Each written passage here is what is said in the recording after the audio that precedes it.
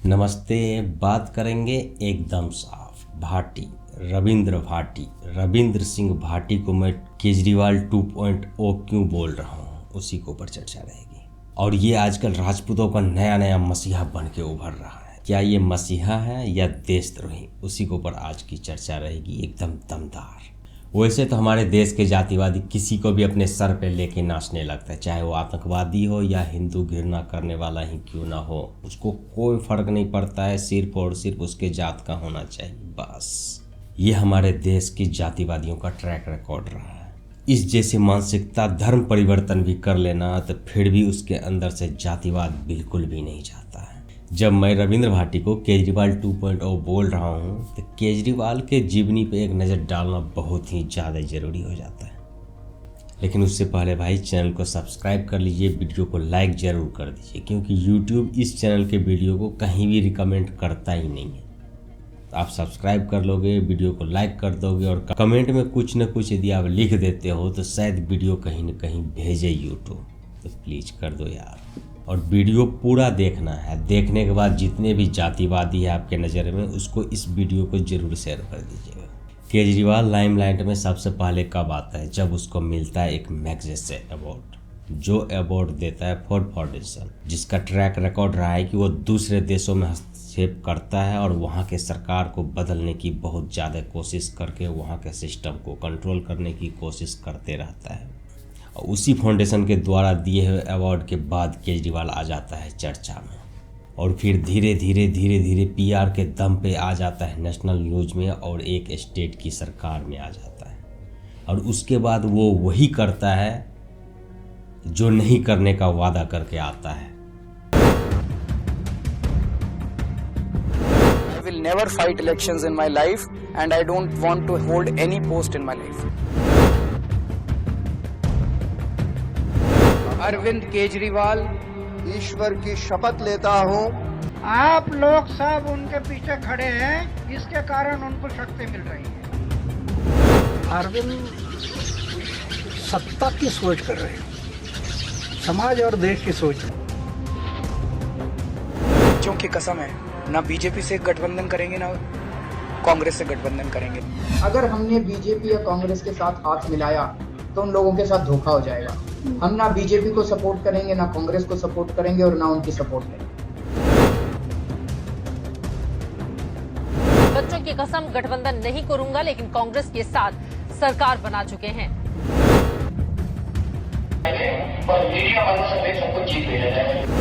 आपने कल मीडिया को धमकी दी थी, कहा था मेरी सरकार बनेगी तो जेल भेजूंगा सब मीडिया वालों को। ऐसे नहीं बोला। क्या बोला था सर आपने? लगेगा क्या बोला था? अरे कुछ नहीं वो बड़े बंगले मिलेंगे। आप लोगों के इलाके से कोई आदमी जीता, वो आप लोगों के बीच में ही रहेगा, अपने मकान में रहता रहेगा, जहाँ रह रहा था वहीं रहेगा, उसको बड़ा बंगला नहीं रहेगा। दिल्ली के मुख्यमंत्री का सरकारी बंगला इस समय सुर्खियों का केंद्र है। 45 करोड़ का खर्च सिर्फ रेनोवेशन पर किया गया। टोपी लगा के आम आदमी है आ गया, भाषणों को इसके देख, वादों को इसके देख, जनता के दिलों पे छा गया। गाड़ी इसकी जगमगाए, कपड़े पहने हाई फाई, आन शान देख लो। 45 करोड़ अपने महल में लगाऊंगा, मैं राजा बन के दिखाऊंगा। दिल्ली के मालिक हम हैं, दिल्ली के मालिक ये लोग नहीं है।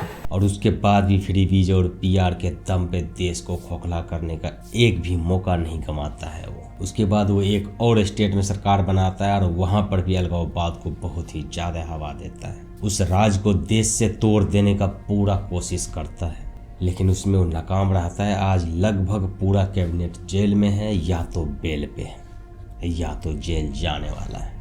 इस केजरीवाल ने भारतीयों के अंदर से विश्वास नाम की चीज को खत्म कर दिया है। पूरे देश में एक ऐसे फौज को तैयार कर दिया है जिसको कोई मतलब नहीं है, सिर्फ और सिर्फ उसको पैसे से मतलब है, पावर से मतलब है। चाहे उसके लिए कुछ भी करना पड़ जाए, उसको देश बेचना पड़ जाए, नंगपुना दिखाना पड़ जाए, चाहे जो करना पड़ जाए, बस उसको पैसे से मतलब है। और इस तरीके का फौज खड़ा किया है इस केजरीवाल के मेंटेलिटी ने। वो जिस तरीके से स्टेप बाय स्टेप सबके माइंड में ये चीज़ भर दिया है, भाई कोई चीज़ मायने नहीं रखता है, बस पैसा और पावर मायने रखता है। चाहे उसको जैसे भी तुम बना सकते हो, चाहे जैसे भी उसको अपने पास रख सकते हो। मुझे लगता है इसी मेंटलिटी का बंदा है ये रविंद्र भाटी।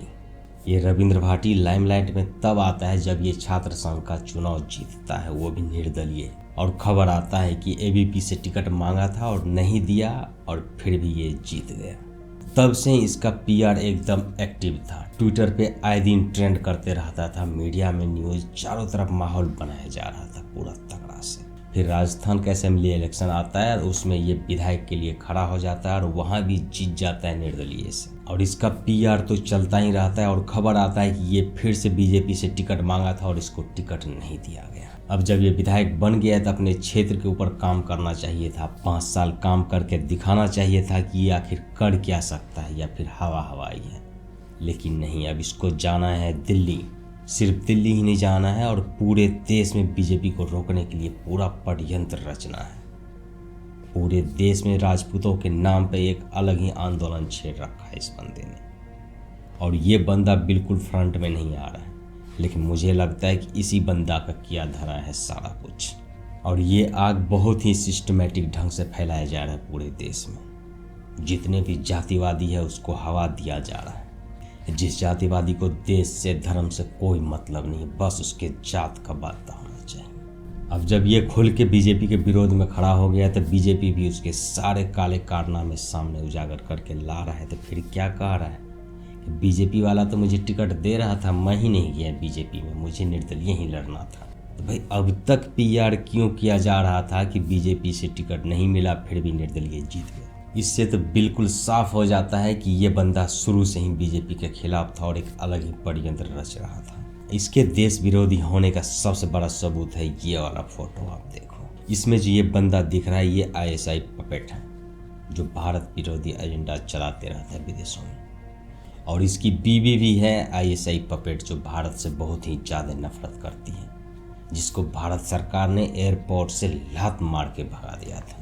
और ये बंदा उससे आखिर क्यों मिलता है, उसके साथ क्या चर्चा करना चाहता है? और ये बंदा जिस विधानसभा से चुनाव लड़ रहा है बाड़मेर, वो पाकिस्तान से लगता हुआ एक बहुत ही बड़ा कॉन्स्टिट्यूंसी है। इतना बड़ा है कि हरियाणा और पंजाब के बराबर है, लगभग थोड़ा ही कम होगा। तो क्या ऐसा ही जब कश्मीर में फेल हो गया, पंजाब में फेल हो गया, तब राजस्थान के राजपूतों के जरिए देश को खोखला करने की षड्यंत्र रच रहा है? मुझे तो ऐसा ही लग रहा है, क्योंकि इस बंदे का इससे जुड़ना और इसके चुनाव में इतना ज़्यादा पीआर का एक्टिव होना मुझे तो बहुत ही ज़्यादा शक पैदा करता है। साथ में मैं ये कह देना चाहता हूँ कि पाकिस्तानी गलत जगह पंगा ले रहा है, राजपूतों से पंगा ले रहा है। राजपूत से जो बाप बेटे का नहीं सुनता है, बेटे बाप का नहीं सुनता है, सुनेगा क्यों? सबके दिमाग में तो चलता है मैं राजा हूँ और मैं ही राज करूँगा। तो उसमें एकता जगह पाएगा ये पाकिस्तानी? ना भाई, ये होने वाला बिल्कुल भी नहीं है।